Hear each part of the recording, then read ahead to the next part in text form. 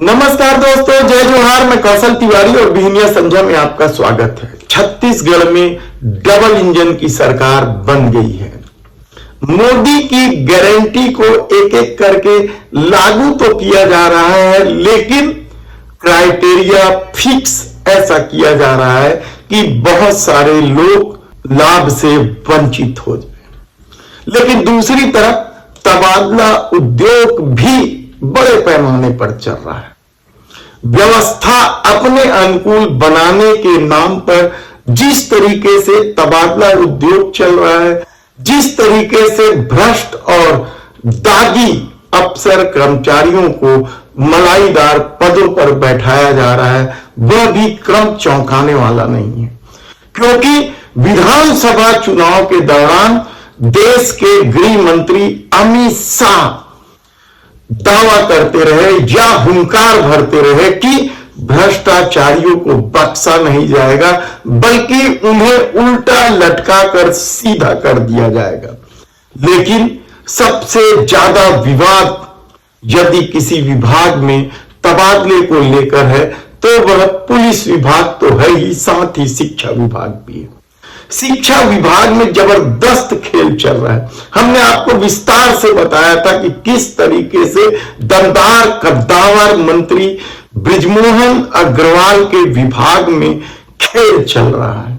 किस तरीके से भ्रष्ट अफसरों को जो सस्पेंड है उन्हें बड़े बड़े पद पर बिठाया जा रहा है, जिसमें हमने एक गरियाबंद शिक्षा विभाग का एक मामला आपके सामने लाया था, जिसमें श्याम चंद्राकर को खेल गरिया जैसे मामले में लाखों करोड़ों रुपए के इस घोटालेबाज के आरोपी व्याख्याता को किस तरीके से सांख्यिकी विभाग में अधिकारी बना दिया गया।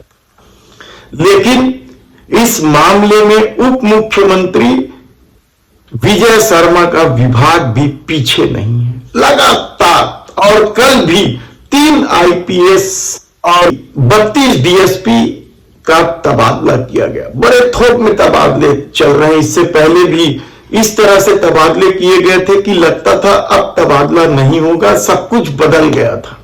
लेकिन उसके बाद भी फिर तबादला किया गया और इस बार तो छत्तीसगढ़ के अफसर मुंह ताकते रह गए और एक बीएसएफ से आए कमांडेंट को जिले का प्रभार मिल गया। और यह जिला है मोहला मानपुर जिला। नक्सली क्षेत्र है, बड़ा महत्वपूर्ण क्षेत्र है। कहा जाता है कि इस जिले के एसपी के पास जबरदस्त ताकत तो होता ही है, फंडिंग की भी कमी नहीं होती है। मुखबिर के नाम पर बढ़िया फंडिंग रहती है और उस पर भी बारह न्यारा होता रहा है, ऐसा आरोप लगता रहा है, चाहे सरकार रमन सिंह की हो या भूपेश सरकार।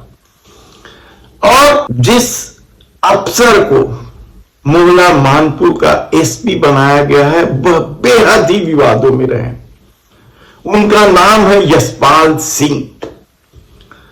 यशपाल सिंह के बारे में कहा जाता है कि वे 2012 से बीएसएफ में कमांडेंट थे, राजनांदगांव में पदस्थ थे। इस दौरान क्या ठकुराई चली, कहना कठिन है।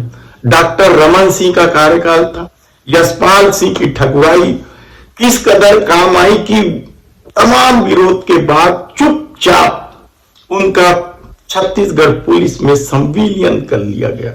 यानी आप उनकी दमदारी का यह अकेला किस्सा नहीं है, क्योंकि डॉक्टर रमन सिंह और यशपाल सिंह के बीच क्या संबंध थे कहना मुश्किल है, लेकिन उन्हें छत्तीसगढ़ पुलिस में संविलियन कर लिया गया। उसके बाद जब भूपेश सरकार सत्ता में आई तब भी, यानी भाजपा की सत्ता हट गई, कांग्रेस की सत्ता आ गई, तब भी यशपाल सिंह की धमक और ठसक कम नहीं हुई। और तमाम विरोध के बाद उन्हें न केवल आईपीएस अवार्ड दे दिया गया बल्कि 97 बेच दे दिया गया। यानी सोचिए कि 97 बेच क्यों दिया गया, इसलिए कि देर सवेर वे और बड़े पदोन्नति के साथ और बड़े अफसर बन जाए, अभी तो एसपी बने हैं भी। और इस पूरे घटनाक्रम में यदि देखा जाए तो जबरदस्त विरोध किए थे छत्तीसगढ़ के अफसरों ने, केवल यशपाल सिंह नहीं बल्कि धर्मेंद्र छवई का भी। धर्मेंद्र छवई तो 19 साल मध्य प्रदेश में नौकरी करने के बाद छत्तीसगढ़ में संविलियन ही नहीं हुए बल्कि आईपीएस अवार्ड भी हासिल कर लिए। धर्मेंद्र छवई का तो नहीं, लेकिन यशपाल सिंह को अब एसपी बना दिया गया। जिस दौरान आईपीएस अवार्ड भूपेश बघेल की सरकार देने के लिए आमदा थी, उस दौरान बिलासपुर के तत्कालीन एडिशनल एसपी रोहित झा ने जबरदस्त विरोध किया और उनका विरोध पीएससी चेयरमैन तक भी गया। उन्होंने वहां भी चिट्ठी लिखी और बताया कि यह गलत है। और यही नहीं, ईओडब्ल्यू से जब रिपोर्ट मांगी थी तो पता चला कि यशपाल सिंह के खिलाफ भ्रष्टाचार की लंबी शिकायत है, जांच चल रही है, उसके बावजूद अवार्ड दे दिया गया। और अब जब विष्णुदेव साय की सरकार आई तो उन्हें एसपी बना दिया गया। रमन सिंह अब भी सत्ता में है, विधानसभा अध्यक्ष हैं। कहते हैं कि उनकी जबरदस्त पकड़ है और प्रशासनिक पकड़ ही नहीं है बल्कि उनकी जमकर सत्ता में चल भी रही है। तो क्या यशपाल सिंह का एसपी बनाए जाने के पीछे रमन सिंह का हाथ है? कहना कठिन है, लेकिन कहा जा रहा है कि छत्तीसगढ़ में तबादला उद्योग चल रहा है। कांग्रेस ने तो खुलेआम आरोप लगाया। आप कह सकते हैं कि कांग्रेस विपक्ष की पार्टी है, वह ऐसा आरोप लगा सकती है, लेकिन जिस तरीके से कानून व्यवस्था बिगड़ी स्थिति में है छत्तीसगढ़ में, भारतीय जनता पार्टी के नेताओं को सुरक्षा मांगने के लिए केंद्रीय मंत्री अमित शाह को पत्र लिखना पड़ रहा है। और राजधानी का तो ये आलम है, हमने कल भी बताया कि अपराध लगातार बढ़ रहे हैं, हत्या जैसी वारदातें लगातार हो रही है और उससे निपटने की बजाय दुकान ही 10-11 बजे रात को बंद करा दी जाती है। रमन सिंह सरकार के कार्यकाल के दौरान यहां शारदा चौक में चौपाटी योजना लागू की गई थी। उधर साइंस कॉलेज के सामने नालंदा परिसर में दुकानें बनाई गई थी जो देर रात तक चलती थी। शहर के लोग तो रात 10 बजे के बाद इन स्थानों पर जाते ही थे, बाहर से आने वालों के लिए भी सुविधा थी।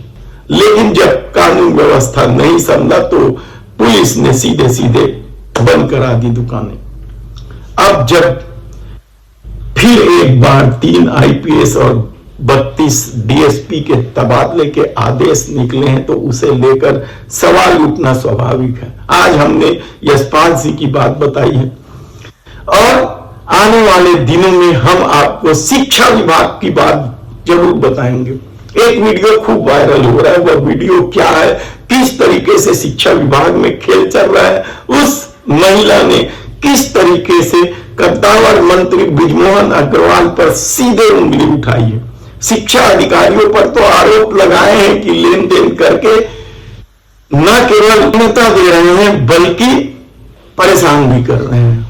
पूरा खुलासा हम शीघ्र ही आपके पास करेंगे। हमारी टीम लगी हुई है इस पूरे वीडियो के जो वीडियो वायरल हुए उसकी सच्चाई का पता लगा रही है हमारी टीम, और जैसे ही इसका पता लगेगा हम आपको शीघ्र ही बताएंगे कि दमदार कद्दावर नेता जल की कांड से लेकर कई तरह के आरोपों से घिरे बृजमोहन अग्रवाल के शिक्षा विभाग में किस तरह का खेल चल रहा है।